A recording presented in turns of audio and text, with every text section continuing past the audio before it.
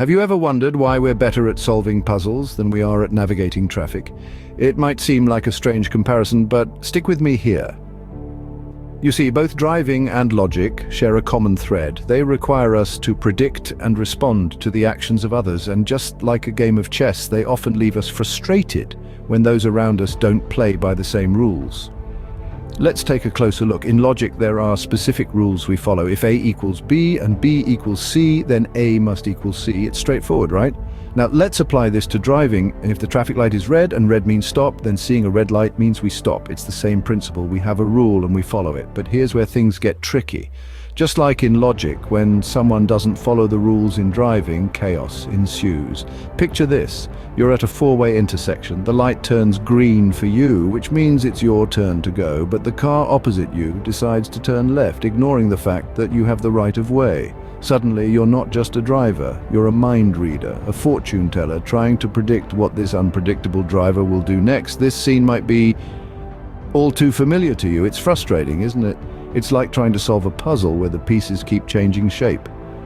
In both logic and driving, we rely on consistency. We depend on everyone to follow the same set of rules, and when they don't, we're left trying to make sense of the chaos. But there's a silver lining here.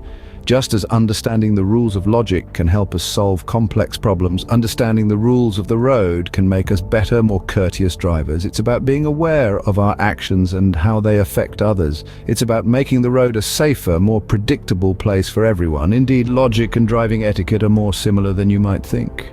So let's delve into the driving etiquette and see how it mirrors logical reasoning.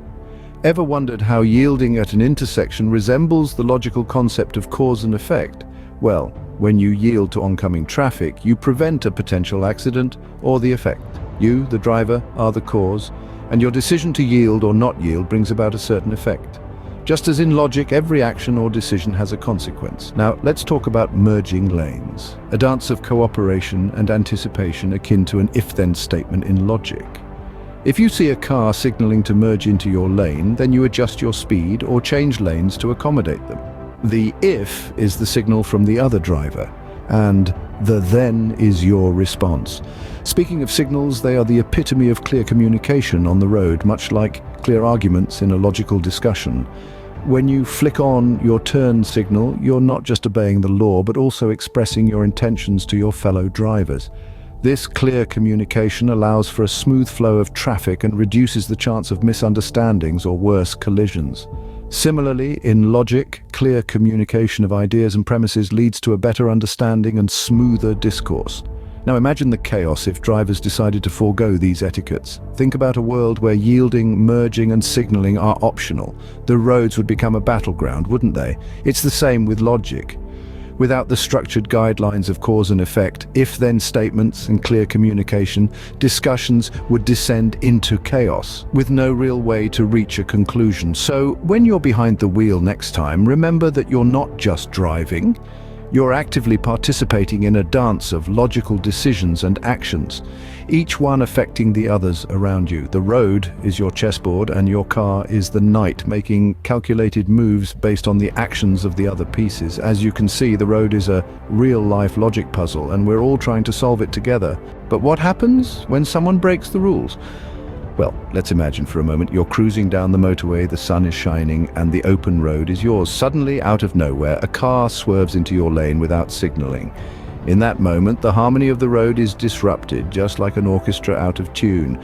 This is analogous to a logical fallacy, a misstep in reasoning that disrupts the flow of a logical argument, just as this rogue driver has thrown your journey into disarray.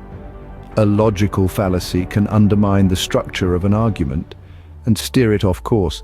Let's delve a little deeper into this. In the realm of logic, we have a multitude of fallacies. A popular one, the strawman fallacy, involves misrepresenting an opponent's argument to make it easier to attack. Picture a driver who, after being honked at for not using their turn signal, retorts, "Well, you're just mad because I drive a nicer car." They've completely sidestepped the issue at hand, much like a strawman argument. Similarly, we have the red herring fallacy, which is when someone introduces irrelevant information into an argument to divert attention from the actual issue. Imagine a driver who, after being pulled over for speeding, starts complaining about the lack of signposts. This is a diversion from the real issue, their excessive speed. And then there's the false cause fallacy, where one assumes that because two events occurred together, one caused the other. It's like a driver blaming their flat tire on the fact they missed their morning coffee. Correlation does not imply causation on the road or in an argument. These examples are but a taste of the many logical fallacies that can send an argument spiraling off track, much like poor driving etiquette can lead to chaos on the road. Remember, just as we need to keep our driving in check to maintain safety and order, we must also monitor our logic to ensure sound arguments. Just as a single fallacy can unravel an argument, a single moment of poor driving etiquette can cause chaos on the road. Now that we've seen how logic applies to driving, how can we use this knowledge to become better drivers? Well, let's start with the basic principle of logic, thinking ahead. When you're behind the wheel, it's not just about reacting to what's happening right now, but also anticipating what could happen next. This means constantly scanning the road and your surroundings, predicting the movements of other drivers and preparing for possible scenarios. For instance, if you notice a pedestrian standing near a crosswalk, it's logical to anticipate they might step onto the road. Or if a car ahead of you is swerving slightly, it's rational to predict they might be an erratic driver, and it would be wise to give them some space. Next, let's talk about the importance of being predictable in your actions. This is where the logic of clear communication comes into play. Always use your turn signals well in advance before making a turn or changing lanes. It's not a game of charades, my friends. There's no prize for making other drivers guess your next move. Consider this. You wouldn't enjoy a conversation where the other person is speaking in riddles, would you? The same principle applies to driving.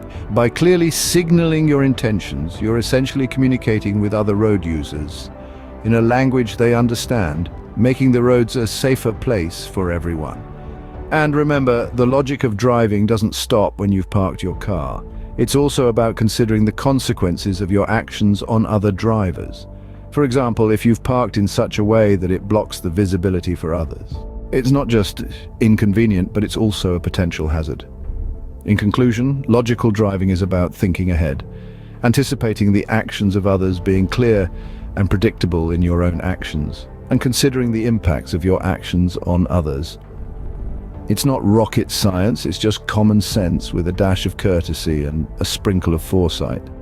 By applying logic to our driving, we can make the roads safer and less stressful for everyone.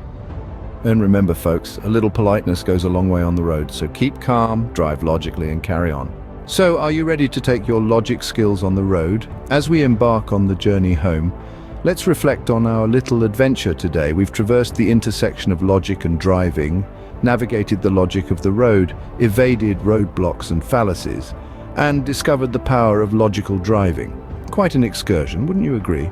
Imagine your car as a mobile logic machine, zipping through the streets.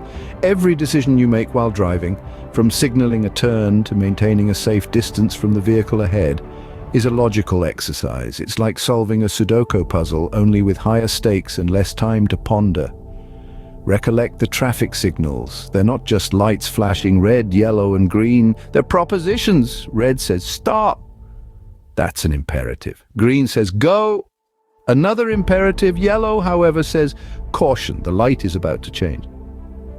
That's a prediction. So you see, even traffic lights speak the language of logic. Now consider the humble roundabout, a ballet of logic in motion. As you approach, you must observe, predict, and act, all in a flash. To your left, a car is approaching. To your right, a car is exiting. Straight ahead, a pedestrian is crossing. It's a real-time riddle, a real-life logic problem. Remember the highway? It's a linear argument, a sequence of premises leading to a conclusion. Each car is a premise, each lane a line of reasoning, each exit a conclusion. You merge, you switch lanes, you take exits, all based on logic. So the next time you're behind the wheel, don't just drive. Think, analyze, reason. Be a logician on the road, because driving isn't just about getting from point A to point B. It's about navigating the labyrinth of logic that is the open road. And with that, we're home. I hope you've enjoyed this drive as much as I have. Remember, every time you get behind the wheel, you're not just a driver, you're a logician. Drive safe and drive smart.